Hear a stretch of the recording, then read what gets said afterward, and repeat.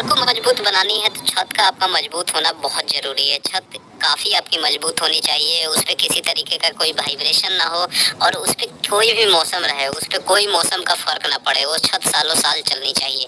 तो इस वीडियो में मैं आपको 4 से 5 इम्पोर्टेंट टिप्स बताऊँगा जो कि आपको छत ढलाई से पहले यानी कि जब छत आप ढलाई करवा रहे हो तो उस टाइम आपको बहुत ही ध्यान रखना है।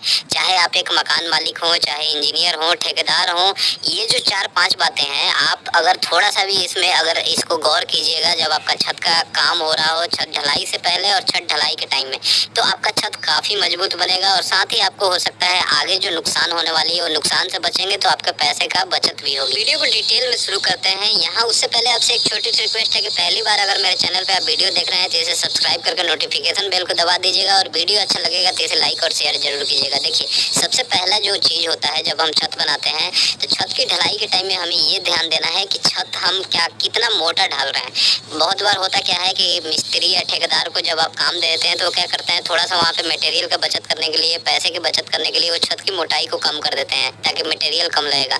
वो 5 इंच से अगर छत की मोटाई होनी चाहिए तो वहाँ पे 4 इंच ही डालते हैं।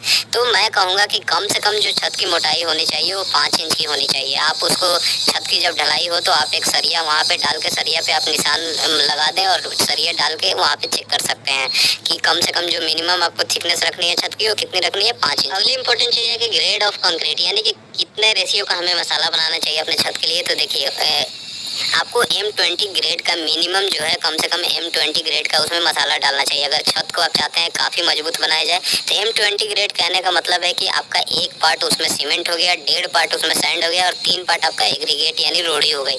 यानी कि एक आम भाषा में मैं बता दूं तो अगर आप किसी तसले से आप 1 तसला सीमेंट ले रहे हैं तो 1.5 तसला आपको वहाँ पे बालू लेनी है और 3 तसला आपको गिट्टी लेनी है, उसको मिक्स करनी है। फिर आपको वो M20 ग्रेड का मसाला बना के उसी से छत की कास्टिंग करनी है। उससे कम रेशियो का मसाला आपको इस्तेमाल नहीं करना है। एक इम्पॉर्टेंट चीज़ ये भी है कि जब आप छत के लिए मसाला जो बनाते हैं तो कई बार होता क्या है कि जो हमारे जो मसाला बनाने वाले लोग होते हैं, जो मशीन वाले होते हैं, उनको आप कितना भी समझा लीजिए लेकिन वो आपके बातों को ध्यान नहीं देते हैं। आप देखिए, होता क्या है कि जब वो मसाला बनाते हैं ना तो आपको वहाँ पे खड़े रह के ध्यान देना है कि मसाले में ज़्यादा पानी नहीं हो।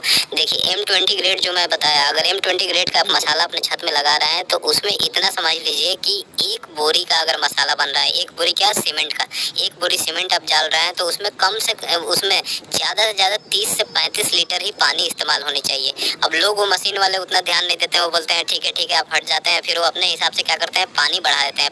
पानी बढ़ाने से होता क्या है कि कंक्रीट फैलाने में छत पे बहुत ही आसानी से फैल जाता है, उनका ज़्यादा वहाँ पे मेहनत नहीं लगता है और वो जल्दी ढलाई भी हो जाता है तो उनका टाइम भी बचता है। तो वो लोग कहते क्या है कि हाँ आपका काम खत्म हो गया, बहुत जल्दी काम हो जाता है, इस तरीके से मैं आपका मटेरियल भी बचा दिया। लेकिन मटेरियल वहाँ आप पानी बढ़ा के मटेरियल तो बचा लेते हैं, आप टाइम बचा लेते हैं, लेकिन वो कहीं ना कहीं आपके छत के लिए बहुत ही नुकसान है। वो क्या होता है, बाद में उसी छत में क्रैक आता है, दरार पड़ने लगती है, श्रिंकेज होने लगता है। अगली इंपॉर्टेंट चीज़ है कि छत की ढलाई के लिए हम जो पहले अपने उसमें कौन सा स्टील इस्तेमाल कर रहे हैं, मतलब कितने ग्रेड का इस्तेमाल कर रहे हैं। कई बार होता क्या है कि लोग 8 mm सरिया से स्टील वहाँ पे स्टील बांध देते हैं, 8 mm डाया का।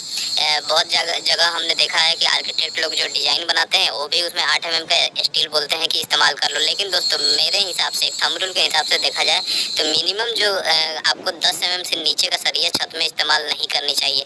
10 mm का स्टैंडर्ड जो थिकनेस होता है सरिया का वो छत के लिए, स्ट्रेंथ के लिए बहुत ही अच्छा होता है। जो अगर आप डबल जाल में छत बांध रहे हैं तो आपको 10 mm का ही सरिया मेन बार और डिस्ट्रीब्यूशन बार दोनों में बांधना है।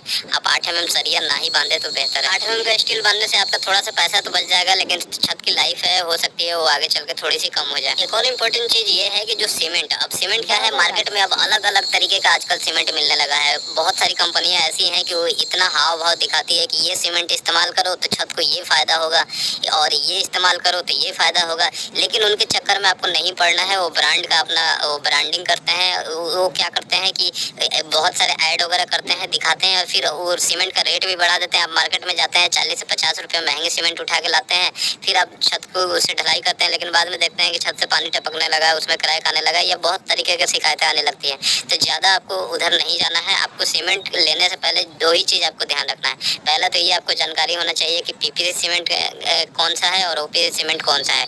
देखिए छोटा सा मैं एक एग्जांपल यहाँ पे दे देता हूँ। ओपीसी सीमेंट से होता ये है कि जब आप छत की ढलाई करते हैं तो वो बहुत जल्दी सेट हो जाता है, मतलब 5-6 दिन में आपका पूरा छत का स्ट्रेंथ मिल जाता है। तो ज़्यादा रेनी सीजन में, मतलब बारिश का महीना है या फिर आप वैसे जगह पे रहते हैं जहाँ ज़्यादा बारिश हो रही है, तो वहाँ पे आप ओपीसी सीमेंट इस्तेमाल कर लें। और नहीं तो नॉर्मल जगह पे हैं तो आप पीपीसी सीमेंट जो अल्ट्राटेक का या एसीसी गोल्ड हो गई, अल्ट्राटेक वेदर प्लस हो गया, या फिर आप पीएससी सीमेंट में जाना चाहते हैं तो लाफार्ज कंक्रीटो सीमेंट इस्तेमाल कर सकते हैं। ये जो सीमेंट है ये पीपीसी सीमेंट भी अच्छी सीमेंट है छत के कास्टिंग के लिए। ये धीरे धीरे 28 दिनों तक उसका स्ट्रेंथ गेन होता है तो छत इस तरीके से काफ़ी मजबूत हो जाती है। और ओपीसी सीमेंट में थोड़ा सा ये दिक्कत होता है कि वहाँ छत में दरार आने का भी चांस रहता है। तो इसलिए मैं कहूँगा कि पीपीसी नॉर्मल जो सीमेंट मिलती है छत के लिए बहुत सारी, अल्ट्राटेक में आप वेदर प्लस सीमेंट ले सकते हैं, वेदर प्रो सीमेंट आती है वो आप ले सकते हैं। फिर आपका एसीसी गोल्ड भी बहुत अच्छा सीमेंट है छत के लिए। लाफार्ज कंक्रीटो सीमेंट इस्तेमाल कर सकते हैं, डालमिया डीएसपी सीमेंट इस्तेमाल कर सकते हैं। अगली इंपॉर्टेंट चीज़ होती है कि कवर ब्लॉक। जो आप स्टील बांध लेते हैं तो उसमें आप क्या स्टील के नीचे कवर ब्लॉक प्रोवाइड कर रहे हैं कि नहीं। जो बीम बांध रहे हैं छत में उसमें साइड साइड में और नीचे कवर ब्लॉक दे रहे हैं कि नहीं। कवर ब्लॉक आपको जो कम से कम, जैसा आप यहाँ पे देख रहे हैं 20 mm का, उसमें ज़रूर प्रोवाइड करना है। कवर ब्लॉक देने से फ़ायदा ये होता है कि आपके सरिया और जो प्लाई होती है, जो शटरिंग लगी होती है, उसके बीच में जो गैप एक बन जाता है, तो उसी गैप में आपका जो कंक्रीट का जो मसाला होता है, सीमेंट होता है, वो चला जाता है, तो वहाँ पे एक लेयर बन जाता है।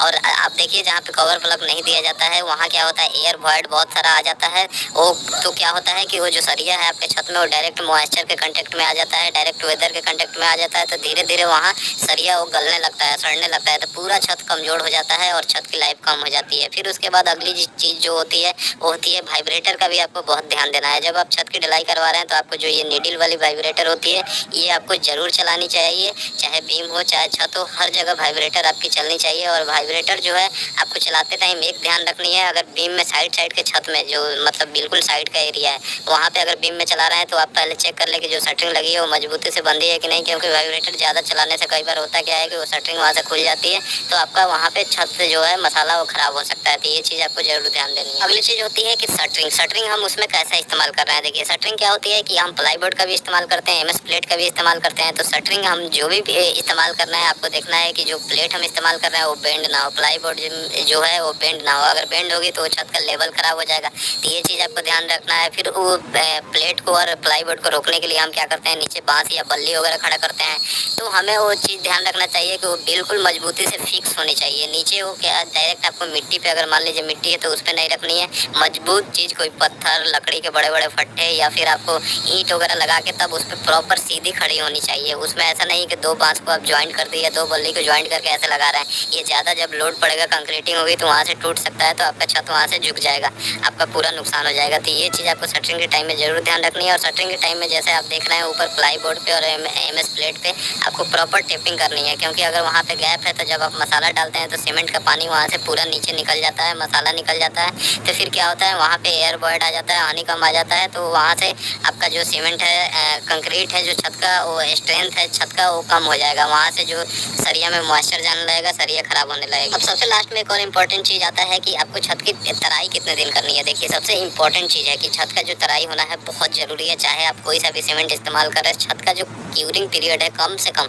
10 दिन आपको तराई करनी है। तराई कैसे करनी है, छत पे जैसे आप देख रहे हैं पूरी क्यारी बना लेनी है, इसको हम पॉन्डिंग मेथड कहते हैं। और प्रॉपर आपको पानी लगा के छोड़ना है। आपको ध्यान भी रखना है कि पानी उसमें कम नहीं होना चाहिए। पानी अगर कम होगा, छत अगर सूखी पड़ गई तो उसमें प्लास्टिक श्रिंकेज क्रैक आएगा। जैसे आप देख रहे हैं यहाँ पे छोटे क्रैक भी, बड़े क्रैक भी, ऐसे क्रैक आएगा, क्रैक आ जाएगा। तो छोटे क्रैक तो चलिए कोई नुकसान नहीं करेगा, अगर थोड़ा सा बड़ा क्रैक आ गया, अगर आप ज़्यादा दिन उसको सूखा रख दिए तो आपके लिए बहुत ही नुकसानदायक है। फिर आपको इंजीनियर से सही कराना पड़ेगा, उसके लिए बहुत सारे ट्रीटमेंट में आपका खर्चा चला जाएगा।